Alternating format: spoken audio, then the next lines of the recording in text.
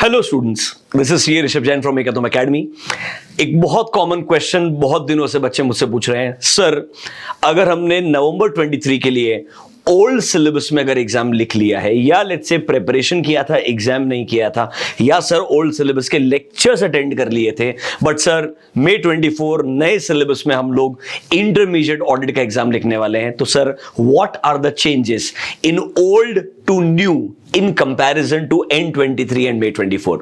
ये वीडियो के अंदर मैं आपको डिटेल में एक डिफरेंस समझाऊंगा, मेजर चेंजेस क्या है, क्या नया पार्ट इंक्लूड कर दिया है, कुछ चीजें शायद ओल्ड सिलेबस से एक्सक्लूड कर दी गई है जो नए के अंदर बिल्कुल भी नहीं है, सारी डिटेल आपको मिलेगी। फिर आपको क्या अप्रोच फॉलो करना चाहिए उसका भी अच्छा एक्सपीरियंस मिलेगा। चलिए लेट्स गेट स्टार्टेड। सबसे पहले ओल्ड सिलेबस में we had 13 chapters, in the new syllabus we have only 11 chapters. आपके सामने एक लिस्ट लेके आ रहा हूं, these 11 chapters with the respective names.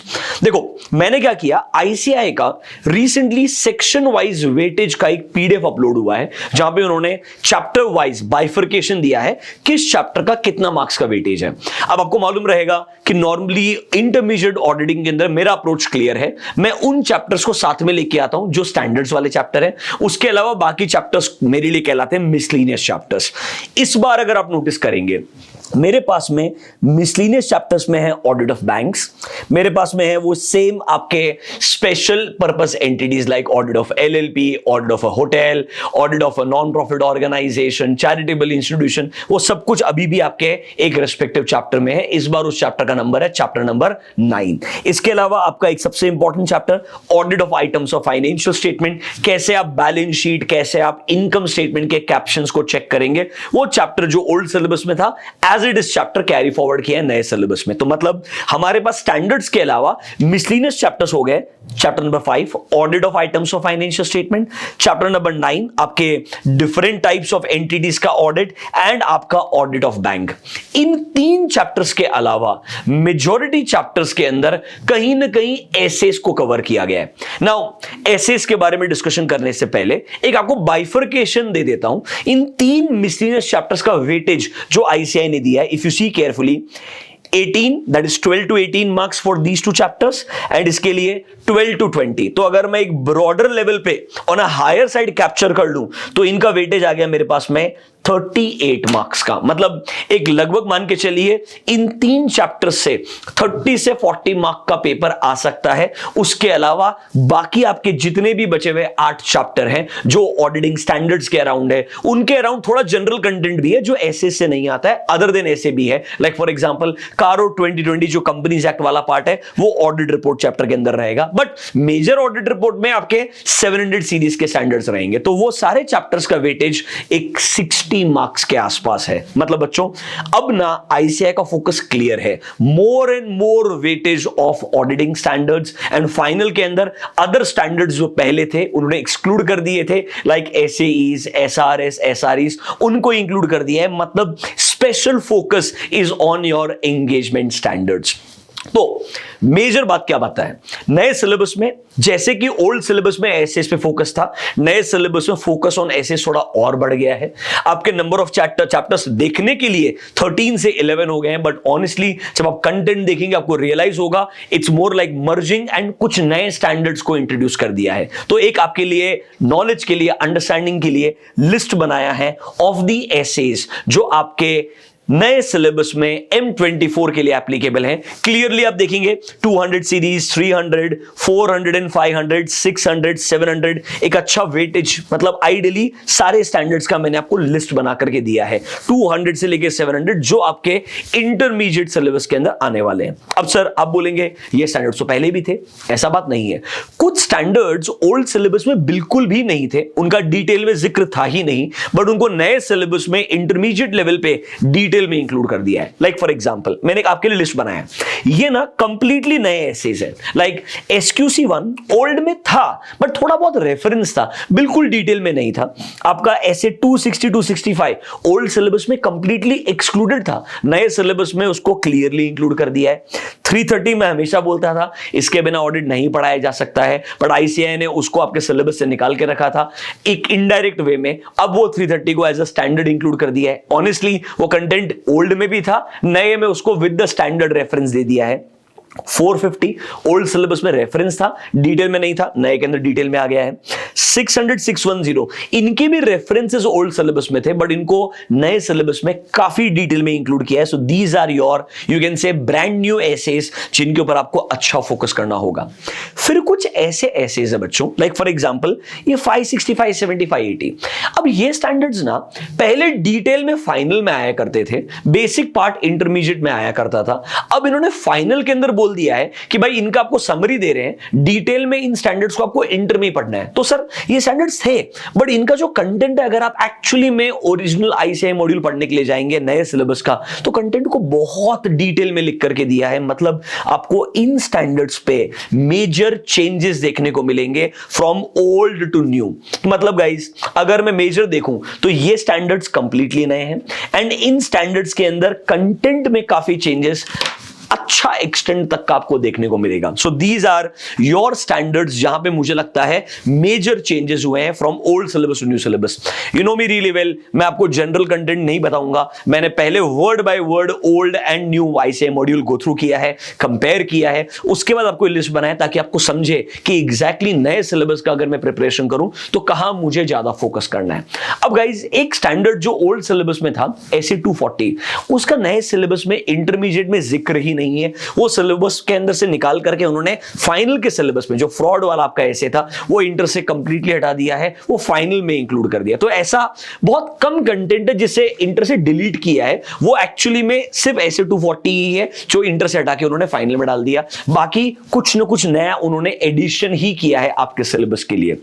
अच्छा सर, इनके अलावा जो मेरे मिसलिनियस चैप्टर्स है जो आप बोल रहे थे सर, चैप्टर नंबर 9 हो गया, 10 हो गया, audit of items of financial statement हो गया।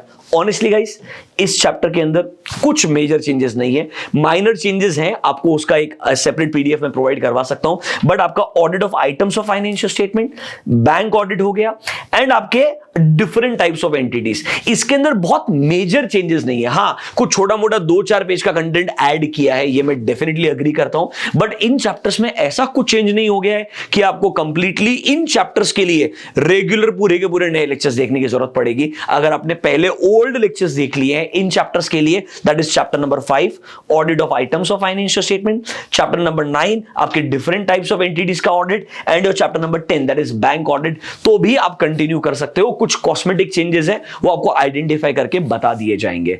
इनके अलावा जो बाकी चैप्टर्स हैं एसेज वाले, वहां पे डेफिनेटली एक सिग्निफिकेंट चेंज है। ये नॉर्मली आपको मैंने लिस्ट के थ्रू बताया that these are new standards all together, these standards have a major content change in the module ideally.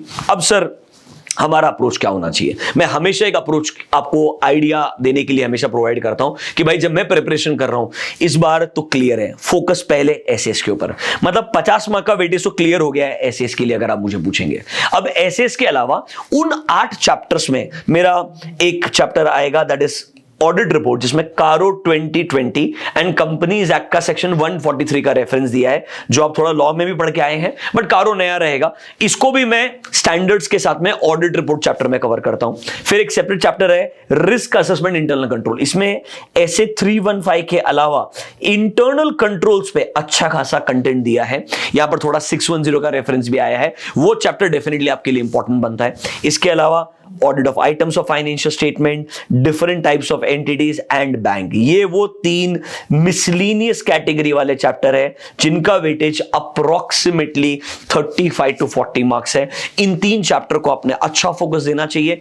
Old to new में कोई मेजर चेंजेस नहीं है, यहां पे बहुत कॉस्मेटिक चेंजेस हैं, तो इन चैप्टर का प्रिपरेशन आपने जो आज तक किया है उसी को आप कंटिन्यू कर सकते हैं, वहां पर आपको कुछ बदलाव लाने की जरूरत नहीं है। इन तीनों के लिए आपको मैं बोलूंगा एक छोटा सा अमेंडमेंट का पीडीएफ भी दिया इन 3 चैप्टर के लिए तो सफाइस करेगा, बट बाकी स्टैंडर्ड्स के लिए मैं रेकमेंड करूंगा आप अपडेटेड आईसीआई मॉड्यूल या अपडेटेड टीचर के नोट्स को रेफर करें, because ideally standard by standard comparison करना हमारे लिए पॉसिबल है, आपके लिए सेल्फ स्टडी से पहले करना बहुत चैलेंजिंग हो जाएगा।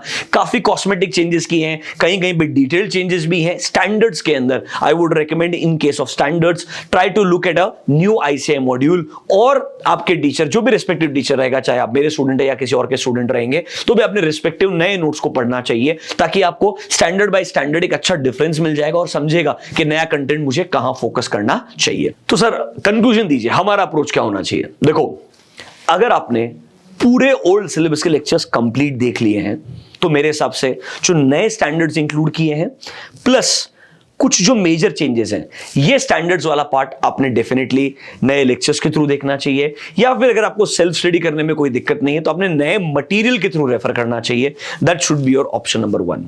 सर अगर लेट्स से मैंने ओल्ड सिलेबस वाले लेक्चर शुरू किए थे, कंप्लीट नहीं किए, तो मैं ऑनेस्टली आपको रेकमेंड करूंगा it's better you start with the new set of lectures when it comes to auditing standards completely, because SAs में काफी अच्छा खासा चेंजेस है. एंड ऑनेस्टली अगर एग्जाम का वेटेज 50 से 60 मार्क का है तो वहां पर आपने थोड़ा रिस्क नहीं लेना चाहिए. ये मेरा पर्सनल रिकमेंडेशन है. जो आपके मिसलिनियस चैप्टर्स है like audit of items of financial statements, bank audit हो गया, डिफरेंट पर्पस वाली जो एंटिटीज हो गए उनका ऑडिट हो गया, वहां कुछ ग्रेट चेंजेस नहीं है. वो आप सेम लेक्चर्स सेम बुक्स भी कंटिन्यू कर सकते हैं, कोई दिक्कत नहीं है.